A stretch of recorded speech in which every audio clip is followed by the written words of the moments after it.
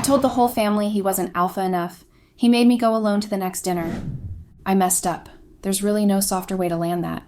And I'm not even writing this because I'm heartbroken. I'm writing this because for the first time in my adult life, I think I finally understand what it means to be publicly humbled and humiliated. It's funny because I did it to myself. 2 weeks ago, I told his entire family that he wasn't alpha enough. And last night, I sat at our engagement dinner alone.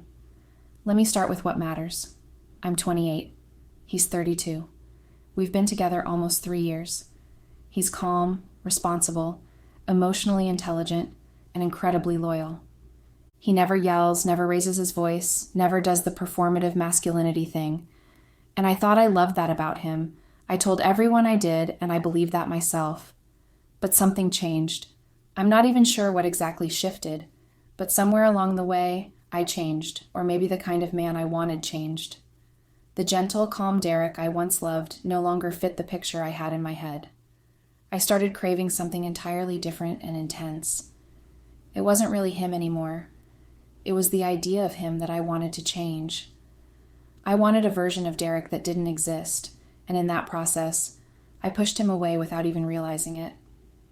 Sometimes the hardest battles are with the person we love the most. Over the last 6 months, I started craving something more commanding, which made no sense because we'd literally just gotten engaged. It wasn't a flashy proposal. He asked me at home after a long day, no ring, just honesty. I said yes because deep down, I knew he was solid, marriage material, the kind of man who wouldn't play games. But instead of leaning into that, I got bored. I started complaining. Not because he wasn't doing his part, but because I started watching what other women posted about online. Those boss man energy clips, the my man checks me when I get out of line fantasy edits, and those dumb trends where women test their man's dominance and record their reactions. I hate how this sounds, but I got caught up in it. I started feeling like, I don't know, he wasn't handling me enough, that he wasn't the kind of man who'd slam a door and tell me, sit down and listen. I thought maybe that's what was missing. I wanted a little chaos, a little more edge. I started nagging, picking fights over dumb stuff, why he didn't tell the waiter I asked for no onions, why he didn't argue with a coworker over taking vacation days, why he didn't stand his ground more when my brother tried to tease him. He'd always respond the same way, calm, composed, like a grown-up, which, in hindsight, is exactly what I needed, but back then, it felt like passiveness, and I made it known. I stopped admiring his quietness and started resenting it. I mistook his calm for weakness, his patience for passivity. The way he let things go began to feel like he didn't care enough to fight. The way he listened started to feel like silence. I wanted him to stay soft, but also take charge. Be gentle, but also unpredictable. Lead, but never overpower. I wanted contradictions, and I expected him to meet every one of them. And when he didn't, I felt he wasn't man enough. The final straw was at a casual Sunday dinner at his parents' house. Everyone was there, his mom, dad, 2 older brothers, and their wives. We'd just gotten word from my parents that they wanted to plan a proper engagement dinner, both families meeting at a nice restaurant. It was supposed to be a beautiful next step. But then something happened that destroyed us from taking that next step. During the dinner, we were having this light conversation where everyone takes turns talking about the past or teasing each other. His brother, Jordan, casually brought up a family story about how Derek once de-escalated a violent situation without fighting back, only calmly taking a guy down. Something about a bar fight years, if I can remember clearly. They praised his restraint. It was supposed to be a compliment. But something ugly in me twisted. I laughed and said something about how he wasn't alpha enough, just loud enough for the table to catch it, seeing everyone's face looking a bit twisted. I gave a half laugh and said, I mean, it's kind of giving soft. I'm just saying, if I was in danger, I'd want someone who wouldn't hesitate, you know? Then Jordan's face dropped and no one laughed or said a word. Derek was just staring at his plate. Seeing that, I followed it up with a quick, I'm just playing, because I felt the tension immediately. But it was too late. The comment landed. His mom glanced at him, then at me. His father didn't say much either. Just looked at me like I was a puzzle he'd finally solved. A few seconds later, his dad cleared his throat and said to me in a tight voice that was low, even for me. Then he left the table. I stared back like I was the one insulted. I couldn't believe they were offended. I was just being honest. Derek stood up next and started walking away. I was a bit confused at that point. I didn't even understand what was happening. Jordan said that I asked Derek to change, and he did. And now I resent him for it, that I was stupid and delusional. Just like that, the whole dinner became a disaster. That was when it hit me that I had gone too far with my comment. It's funny and stupid because I remember Derek was never this way. I had clearly forgotten that. I forgot I was the one behind the change I loathed so much. To be honest, everything changed when I started picking at him. I don't really remember when I started picking at him. It wasn't a plan, but more like a pattern that kept growing every time he adjusted himself to make me more comfortable. It started with his tone. Derek used to speak with a certain weight, but not loud, just firm. At first I said I admired his composure, but after a while I told him it came off too harsh, that I needed softness, something more approachable. He toned it down. I noticed. I smiled. That was the first shift. Then I told him some of his friends gave me anxiety. They were too rough, too reactive, always joking with fists, always loud. He didn't argue. He stopped inviting them over. A couple weeks later, he stopped returning their calls altogether. I didn't ask him to, but he did. And I liked it. It made me feel chosen. When he vented about work once, actually raising his voice in frustration, I froze, not because I was scared, but because it gave me leverage. I said I didn't do well with anger. I told him he needed to be emotionally safe, gentle, predictable. He took it to heart. After that, even when he was clearly upset, he held it in, smiled instead, walked away when things got tense. I thought it was maturity. I praised it as growth. I adjusted his clothes next. I started replacing his wardrobe with oatmeal tones and sage greens. No more sharp lines, no more fitted shirts. He looked less like a man who could handle danger and more like someone who worked in design or therapy. He didn't resist. He let me shape him. It all added up. Maybe it was my fault all along. I made him look stupid after all he ever did was to love me sincerely. I started to feel bad. I rang his line, but he didn't pick up. That night I went home alone. I was mostly staying at his place during that period. When I got there, there was no sign of him. I waited there all night, still texting and ringing him, but he still wouldn't answer. At some point, his phone went off. I don't know when exactly, but the silence got heavier after that. I curled up on the bed, holding my phone close, tired from waiting and hoping he'd come back home. I was starting to feel offended. Like, yes, I know I was wrong, but come on, it was just something I said.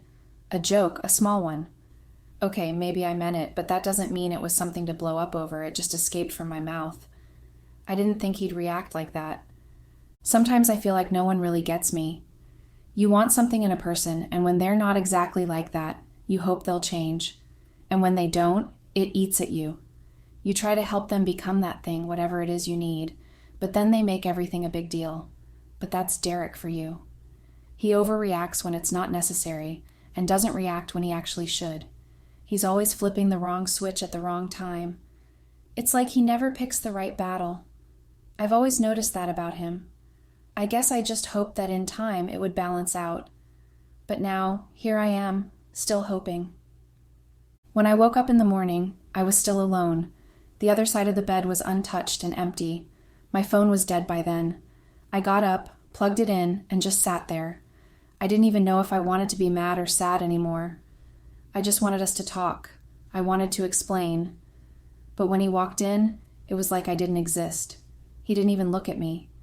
He went straight to the bathroom, took a shower, dressed up, and headed toward the door. I had made breakfast, his favorite. Toasted bread, scrambled eggs, and coffee. He didn't even touch it. He didn't even pause long enough to smell it. He just grabbed his bag and walked out like the night before didn't happen. Like I didn't stay up waiting for him. Like I didn't cry into my pillow. He shut the door and left without even glancing back. I don't know how long he plans to keep this up. Maybe he wants me to feel bad. Maybe he doesn't care. Or maybe he's just tired of me too. Either way, it's like we're just dancing around each other now, with no music and rhythm, and I hated it. Days were getting closer to our engagement dinner my parents planned, and Derek was still giving me attitude. He barely stayed at home, and each time I tried to talk to him, it felt like I was walking on eggshells. I was getting more worried by the day. How was I supposed to show up smiling, glowing, hand in hand like beautiful, happy couples when he was acting cold and withdrawn? It wasn't just the dinner. It was what it meant. The future, our future, the one we had talked about, or at least the one I had dreamed about. And now here we were, supposed to be planning our next steps, yet he was miles away emotionally. I didn't even want him to ruin our plans, or wreck the engagement or anything that was to come after it. So I decided I was going to act all cool and at peace. No matter what happened, I wasn't going to provoke him. Not in the house, not on the phone, not even in my thoughts. I tried to keep my energy soft. No raised voice, no complaints, just peace. That's what I told myself every morning, peace. Because maybe he was just stressed. Maybe something was going on he hadn't told me yet. It couldn't be just what I said during dinner with his parents that would provoke him till now. I refused to believe that would make him act out till now. That wasn't Derek. He's not the one to hold grudges. I figured maybe he just needed space, and I wasn't going to be the reason things got worse. A few days before the dinner, I made another effort. I tried hard to connect with him. I softened my words, smiled more, even asked him questions I already knew the answers to just to see if he'd talk. And he adjusted, just a little. He did answer, even if it was just one-word replies, nothing deep, nothing that would count as a real conversation. But he spoke. At least that was something, that was progress. And given how he'd been behaving, that was great progress. I held on to that. I convinced myself that it was a sign. I told myself he knew what was around the corner. He knew my parents were excited. He knew the importance of the dinner. He knew how much it meant. And if he hadn't walked away by now, it was because he didn't want to. That tiny bit of hope was enough to keep me going. I started choosing my words more carefully. I smiled more. I didn't complain about anything. I just wanted peace. I wanted us to make it. And I really thought we would. Fast forward to the day of the dinner. I texted him that morning to remind him that dinner's still on, 7 p.m. He responded with a plain confirmation that he'd be there. He was coming from work, he said. That gave me something to hold on to. I took my time getting ready. Light makeup, nothing dramatic, red satin dress, gold heels. My hair curled the way he always liked it before all of this. I was going to make it count. My parents had gone all out, private room, decorated seats, wine pre-ordered, place cards even. They wanted it intimate but special, classy, elegant. A proper welcome for the man their daughter chose, the man they thought had chosen her too. I arrived a few minutes before 7.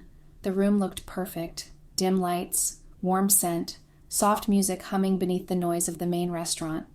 My parents were already seated, dressed up and trying to look calm. My mom touched her necklace too much. My dad kept checking his watch. There were 2 empty chairs at the head of the table, one for me, one for him. We waited. At first it felt normal. He was coming from work, traffic maybe, delays happen. 5 minutes passed, then 10. I checked my phone. Nothing, no message, no missed call. I stared at the entryway like he might walk in any second. I looked at the other guests walking through, hoping one would be him. At 15 minutes, my dad shifted and asked what was going on. I said maybe traffic again, just maybe. Then I called. It rang twice and went to voicemail. I tried again, same thing. At 25 minutes in, the room was still missing 5 people. Not just Derek, his whole family. No mother, no father, no brother, no aunt, not one of them. I stared at the empty place cards with their names printed in gold. My mom finally leaned toward me, eyes sharp, voice low, and asked what was going on. I didn't know what to say. My dad started getting angry, muttering about being embarrassed in front of the restaurant staff, in front of the world, in front of everyone we asked to show up. He asked what kind of situation I was dragging them into. I couldn't answer. I just kept checking my phone. Still nothing. I started seeing things and making things up, literally. His chair sat there like a warning. His whole side of the table looked abandoned, like they never planned to come, like I was the only one who believed this dinner was real. I looked at my parents and felt the weight drop hard. They'd paid for everything. They'd invited close friends. They'd made calls and reservations. They'd trusted me. They trusted that this was solid, that Derek was solid. Now they were sitting in that private room being stared at by servers and side eyes from other diners, and their daughter was the reason for it. I could feel it coming before they said it, the disappointment, the shame, the heat of frustration they were trying to keep polite. My dad told me they needed an explanation, that this couldn't be some game, that if Derek had changed his mind or was trying to prove a point, then I needed to speak up now.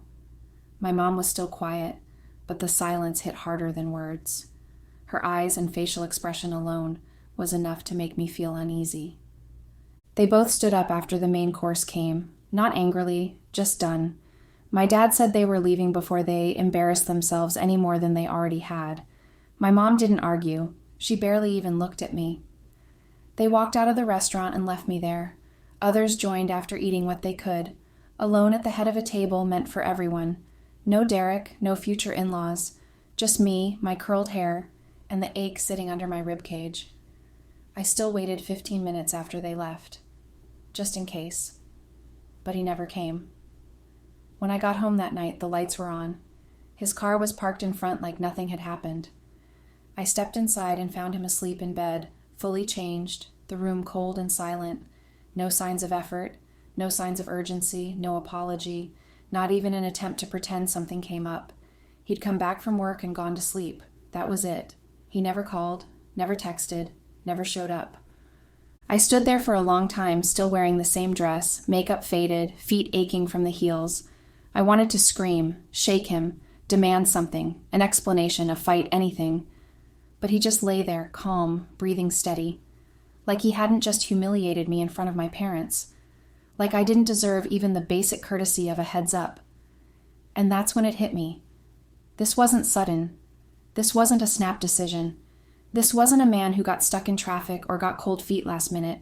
This was intentional. This was planned. This was his answer. He gave me the spotlight alone. He left the table empty on purpose. His family not showing up? That wasn't an accident. That was a coordinated silence. A loud message wrapped in absence. With no calls, no apologies, and no excuses. Just space and distance. Just proof that he didn't want to be there anymore, and that he wasn't going to fake it for anyone. Not even for me. It wasn't revenge. It was reality. The engagement dinner was never his anymore. It was mine. My fantasy. My script. And he'd quietly stepped out of the role long before the curtains opened. And I'd been too proud, too in denial to see it. Now I had to face what was left. An empty seat, a ruined dinner, 2 furious parents, and a man asleep in my bed who had already left me without saying a word. My legs gave up and I crashed on the floor, crying. The kind of crying that didn't need permission. The tears just flowed freely. That didn't wait for the room to go dark or for the silence to give me space. I cried like the air had left my lungs and all I had left was noise. I cried until my throat burned and my skin felt sore and my eyes puffed so badly they stung with every blink. And while I cried, Derek slept peacefully like nothing was wrong with us, like he hadn't just made me go to that dinner alone, only to be humiliated in front of everyone. I hated him in that moment. Not the petty kind of hate, but the heavy kind, the one that comes with disappointment, heartbreak, and confusion all crashing in one place.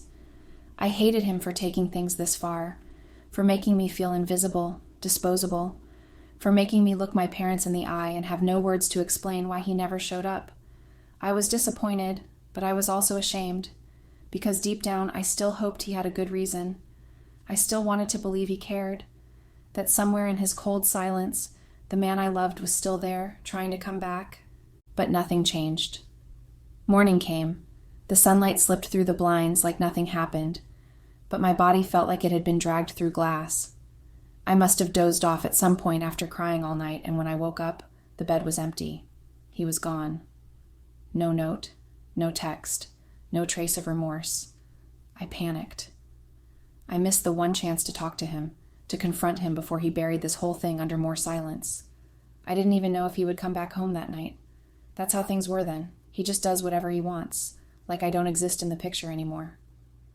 Derek didn't move like someone who owed anyone answers anymore. He did things however he pleased now, and that didn't sit right with me.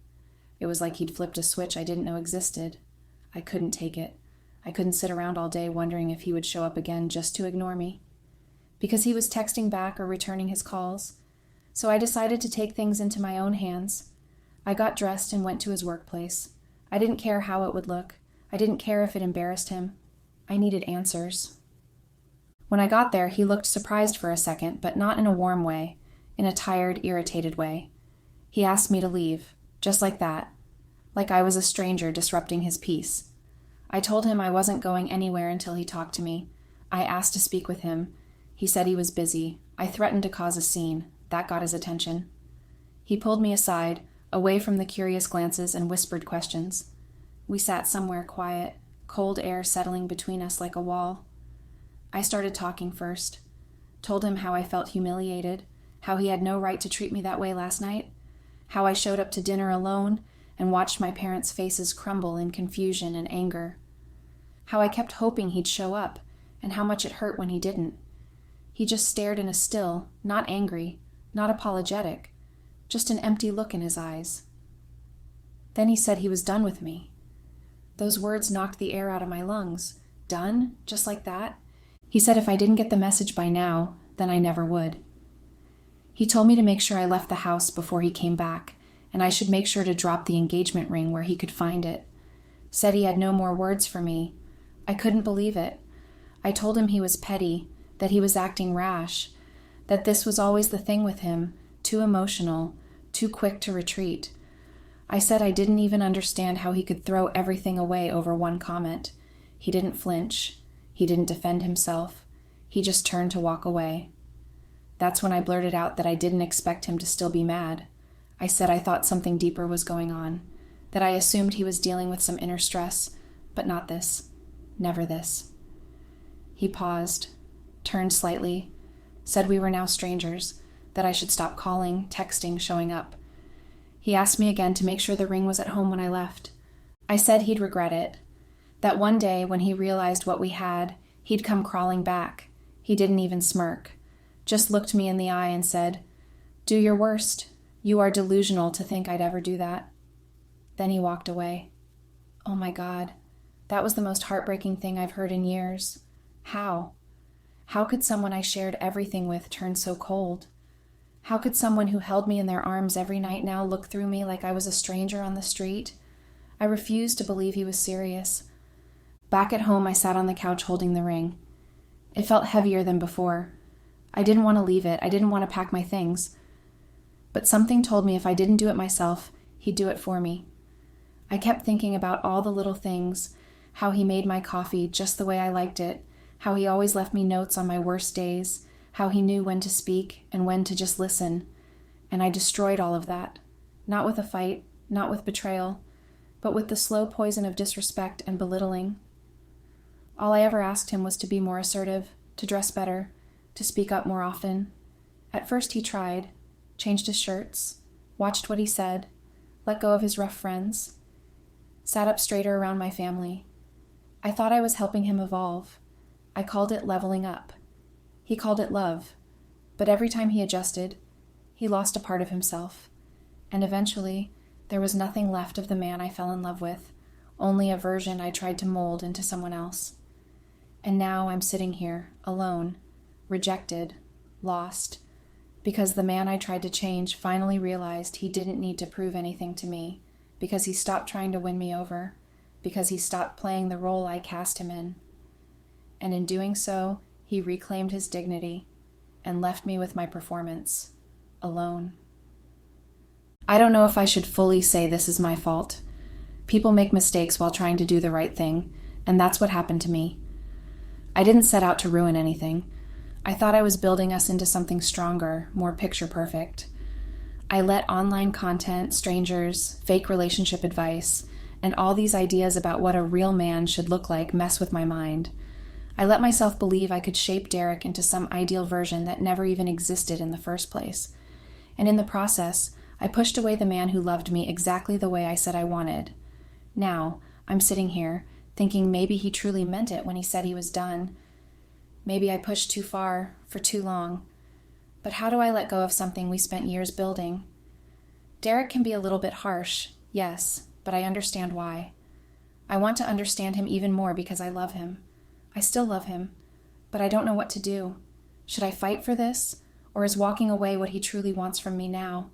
I'm just lost. I want to do exactly what he wants, but I can't let him go. I won't. I'll hang around quietly, patiently until his anger fades, and hopefully everything will fall back into place. Update. I've been rambling a lot in my last post. I was emotionally down and trying to make sense of everything, but now I feel worse, much worse, because when people say time heals, they don't tell you what it does while it's ticking, how it peels you open quietly, how it adds weight to what you thought was already too heavy to carry. Derek is truly heartless, so yeah, I didn't leave his house that day. I stayed. Call me stubborn, call me desperate, I just couldn't bring myself to walk away.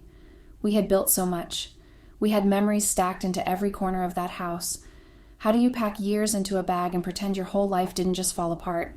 I was hoping he'd come back and we'd talk like two people who loved each other. I was hoping there was something left in him, even a sliver of what used to be.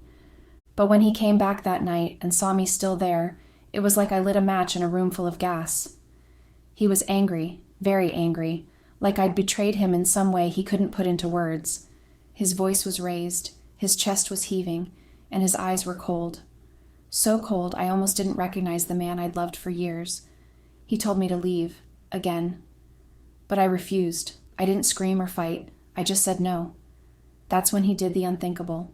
He grabbed my things, opened the front door, and tossed them out like trash. I stood there, completely stunned, asking him what he was doing, begging him to stop. But he kept going, my clothes, my shoes, my bag, everything like none of it had any value. And when he realized I wasn't budging from the hallway, he tricked me.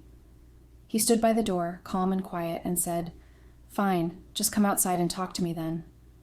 Reluctantly, I stepped out, and the second I did, he slammed the door shut. Locked it. Just like that. I couldn't believe it. How can a man be that petty, that cruel, that calculated? I pounded on the door, shouting his name, yelling that this wasn't going to change anything. I told him if he thought humiliating me like this would suddenly make him more of a man in my eyes, it wouldn't. In fact, it only proved my point.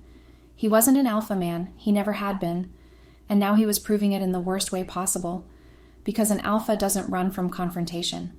An alpha doesn't lock out the woman he claimed to love because his pride got bruised. Still, he didn't respond. I was snubbed completely and dismissed like I never mattered. And when my voice finally gave out, when my legs could no longer carry me from pacing back and forth in front of his door, I sank to the ground beside my stuff, and I cried. I cried like I hadn't in years. The tears flowed heavier than when he abandoned me at the dinner, because I knew this might be the end of us together. At some point during the night, I left. I don't even remember how I got home. My mind was a blur of embarrassment, rage, heartbreak. When I saw my parents, I told them flatly that there will be no wedding, and there's nothing to hope for anymore. They were furious. They asked me what happened, and all I could say was, I have no explanation. Because truthfully, how do you explain getting thrown out by someone who once swore to protect you? How do you explain standing outside the house you shared with your fiancé, clutching your suitcase while he sleeps peacefully behind a locked door? They told me they were going to confront him for humiliating me like that, and I didn't have the energy to stop them. Honestly, I wanted them to see it, to see just how far Derek had taken things. I didn't need them to defend me. I just needed them to witness it. Maybe then I wouldn't feel so crazy. But what happened next shocked me even more. They went to meet Derek and came back even angrier. Not at him, at me. They were cold, distant. My mom could barely look at me. My dad said, "If this is the whole story, then you really have a lot to think about." I didn't even know how to respond. I was already broken, and now it felt like I'd lost my parents too. It was like I wasn't even their daughter anymore, just some stranger who brought shame to their family. I didn't argue with them. I didn't defend myself, because deep down, I knew I'd made mistakes. I truly can't believe I let social media, unrealistic expectations, and an ego that always wanted more turn me into someone I didn't recognize. I tried to shape Derek into what I thought a man should be, instead of loving the man he already was. But I also knew that what he did wasn't love. You don't punish someone by throwing them out like garbage. You don't respond to words with cruelty. So while I understood why he was angry, I couldn't justify how he chose to act. And now, here I am, the bride that was abandoned, The woman who sat alone at an engagement dinner surrounded by confused faces and an empty chair meant for the man she thought she'd marry. The girl whose own parents don't know where to place their shame anymore. The whole neighborhood is talking about us, whispering, speculating, passing judgment like they were there in the room when it all fell apart. It's like our story became the latest gossip buffet, and everyone's got an opinion. I can feel their eyes when I step out. I hear the murmurs in the market, the side glances at the salon. Even the aunties at church who used to praise our relationship now shake their heads like I'm a walking tragedy. They talk like they know everything, like they've seen the tears I've cried or heard the silence that filled the house before the explosion, like they were there the night Derek locked me out and I sat on the floor with my bags and dignity scattered across the porch. No, they weren't, but that doesn't stop them from making me the center of every conversation. It hurts.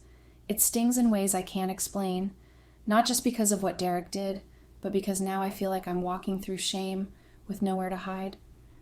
But I try to remind myself, let them talk. Let them say what they want. Because while their words burn, they don't know my heart, and they don't know what I've survived. I'm still here, still standing, even if I'm trembling. My friend, though clearly disappointed in me, kept repeating that it would be all right. I don't know if they meant with Derek or with someone else in the future, but those words felt hollow. I couldn't hear hope when my whole world had just shattered. Comfort doesn't mean much when your heart is breaking and nothing makes sense. I didn't need promises about tomorrow. I needed Derek to still care today. Every time they said, "It'll be okay," it just reminded me that nothing was okay now, and maybe it never would be. I just wanted this nightmare to end. Though I still want to believe that, I really do.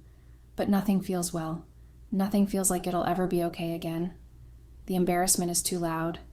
Derek is still not talking to me, and my heart is somewhere in the middle, still stupidly hoping, still wondering if he'll come around, still aching to make sense of something senseless. I think there's a chance that someday I'll look back on this and laugh. Maybe I'll see the strength I didn't know I had. But today, I'm still sitting in the aftermath, staring at the ruins of a life I thought I was building, wondering if I'll ever get the pieces to fit back together again. But for now, all I can say is, it is not well, not yet. I believe one day everything will fade away, and when they do, I hope I'm stronger, maybe even happy again. But for now, I just breathe through the noise and pain.